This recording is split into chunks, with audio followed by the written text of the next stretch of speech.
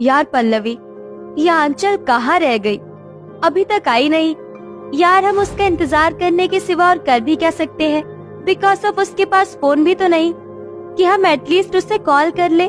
पल्लवी और Lavanya banquet hall में अपनी सहेली आंचल के आने का इंतजार कर रही होती है। तभी अचानक एक पुराना सा सूट पहने हुए आंचल वहाँ आती है। आंचल कहाँ रह गई थी तू? इतनी देर क्यों लगा दी? और तूने सूट क्यों पहना हुआ है? हमने डिसाइड किया था ना कि हम तीनों लहंगा पहनेंगे। मगर पल्लवी, मेरे पास लहंगा नहीं था। जो था बस यही था। शायद लहंगा पहनना मुझ काली बदकिस्मत की किस्मत में नहीं। ऐसा कहते हुए आंचल की आंखें नम हो जाती है। तभी लावण्या कहती है, किसने कहा हमारी सहेली सुंदर नहीं? तू इस सूट में बहुत सुंदर लग रही है। चल शादी एंजॉय करते हैं। आफ्टर ऑल हमारे कॉलेज के हिटलर की शादी जो हो रही है। लावण्या, पल्लवी और आंचल बचपन की सहेलियां हैं। आंचल का रंग बहुत ही काला है। वो एक गरीब माँ की बेटी है। वहीं लावण्या और पल्लवी बहुत ही सुंदर और अमीर घर से हैं। मगर उनकी अमीरी कभी भी उनके दोस्ती के बीच में नहीं आई। तीनों सहेलियां ढेर सारे फूल लेकर मंडप में आकर दूल्हा दुल्हन के फेरे देखते हुए उन पर फूल डालने लगती है। तभी लावण्या कहती है, यार ये चश्मे बददूर तो शादी के लहंगे में कहर ढा रही है। जब हम तीनों की शादी होगी तो हम भी इतनी सुंदर लगेंगे। हाँ, मगर हम तीनों सहेलियों में सबसे सुंदर तो शादी के लहंगे में हमारी आंचल ही लगेगी, है ना आंचल? अपनी सहेलियों की ये बात सुनकर आंचल अपने काले रंग और गरीब जिंदगी के बारे में सोचते हुए कहती है, नहीं पल्लवी, लावण्या, शादी के लहंगे में तुम दोनों ही सुंदर लगोगी क्योंकि तुम सुंदर हो और मैं काली बदसूरत। फिर जिस गरीबी में मैं जी रही हूँ उसमें माँ मेरे लिए इतना महंगा लहंगा कहाँ से लाएंगी? तुम्हें नहीं पता, मगर एक गरीब के लिए उसकी बेटी की डोली उठ जाना भी बहुत बड़ी बात होती है। आंचल के शब्दों में झलकती गरीबी को देखकर पल्लवी और लावण्या का मन भर आता है। शादी खत्म होने के बाद तीनों सहेली अपने अपने घर चली जाती हैं। तभी आंचल जैसे ही अपने घर पहुंचती है तो उसकी गरीब माँ सीबो बैठकर शर्ट के धागे काट रही होती है। अरे आंचल बेटी, तू आ गई। माँ, मैंने आपको कितनी बार कहा है ना कि आप इतनी मेहनत मत किया करो। मेरे लिए आपको लोगों के घर में उनके झूठे बर्तन धोने पड़ते हैं और कितना काम करना पड़ता है। उसके बाद भी आप रात को घर पर ये शर्ट के धागे काटने के लिए ले आती हैं। बेटी, अगर तेरी ये गरीब माँ मेहनत नहीं करेगी तो तेरी शादी कैसे करेगी? बस एक बार तेरा घर बस जाए, फिर चाहे मैं मर जाऊं। भगवान के लिए ऐसी बात मत करो ना माँ। तुम्हारे सिवा इस दुनिया में मेरा है ही कौन? पिताजी तो मुझे पहले ही छोड़कर जा चुके हैं। अब तुम भी चली जाओगी तो मैं तो अनाथ हो जाऊंगी ना। और मुझ जैसी गरीब काली लड़की से कौन लड़का शादी करना चाहेगा? ऐसा कहते हुए आंचल की आंखें झलझला जाती है। ऐसे ही वक्त बीतता जाता है और दिन रात भूखे प्यासे काम करने के कारण सीबो बहुत ही ज्यादा बीमार हो जाती है। 10 बज गए हैं, पहले इतनी देर हो चुकी है। मुझे काम पर जाना होगा। माँ, तुम्हारी तबीयत पहले ही बिल्कुल भी ठीक नहीं है। तुम्हें आराम की जरूरत है। जब तक तुम पूरी तरह से ठीक नहीं हो जाती, तुम्हारे बदले मैं काम पर जाऊंगी। घर चलाने के लिए आंचल अपनी माँ की जगह खुद काम करने लग जाती है। ऐसे ही एक एक करके दिन गुजरता जाता है और एक दिन सीबो आंचल से कहती है, आंचल बेटी, तू तो मेरी हालत देख ही रही है। मेरी जिंदगी का कोई ठिकाना नहीं है। बेटी, अपनी माँ के मरने से पहले अपना घर बसा ले। आखिर कब तक तू मेरे लिए कुंवारी बैठी रहेगी? ठीक है माँ, पहले आप ठीक हो जाओ, फिर आप जिससे कहोगी मैं उससे शादी कर लूंगी।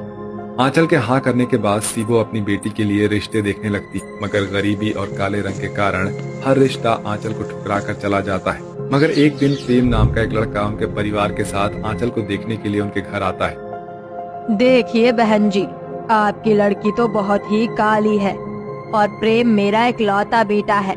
उसकी शादी को लेकर मेरे बहुत से सपने हैं। मगर बहन जी, आप तो देख ही रही हैं, आंचल के पिताजी नहीं हैं। उनके जाने के बाद मैंने अपनी बच्ची को अकेले पाला है। मेरी बच्ची भले सांवली है, मगर साफ दिल है इसका। मेरे पास अपनी बच्ची के सिवा आपको देने के लिए और कोई दूसरा दहेज नहीं है। बहन जी, हमें दहेज नहीं चाहिए। बस आप हमारा और हमारे बारातियों का अच्छे से स्वागत कर देना, बस यही हमारी इच्छा है। ये सुनकर सीबो हाँ कर देती है, जिसके बाद दोनों परिवार शादी पक्की कर देते हैं। शादी की तैयारियां भी शुरू हो जाती है। तभी लावण्या और पल्लवी आंचल से मिलने उसके पास आती है। आंचल, तेरी शादी पक्की हो गई और तूने ये बात अपनी दोनों पक्की सहेलियों को बताना भी जरूरी नहीं समझा? अरे कम से कम घर पर कार्ड ही भेज देती। पल्लवी, अगर मेरी शादी का कार्ड छपता तो मैं तुम दोनों को देती ना। अमीर और गरीब की शादी में बहुत फर्क होता है। तुम्हारी ये सहेली भगवान के यहाँ से गरीब किस्मत लेकर आई है, इसलिए मैं ये बात अच्छे से जानती हूँ कि जिस गरीबी में मैं बचपन से बड़ी हो गई, वहाँ मेरी शादी के कोई सपने पूरे नहीं हो सकते। इसलिए मैंने कभी अपनी हैसियत से बढ़कर सपने देखे ही नहीं। आंचल अपनी शादी को लेकर बिल्कुल भी खुश नहीं थी, जिसके पीछे का कारण था उसकी गरीबी, जिसमें सादगी के साथ उसकी शादी की रस्में हो रही थी। लावण्या और पल्लवी उसके आंसू पोंछकर उसे हल्दी लगाती है। रो मत आंचल, तुम्हें पता है ना, तुम्हारी दोनों सहेलियां तुम्हारी आंखों में आंसू नहीं देख सकती।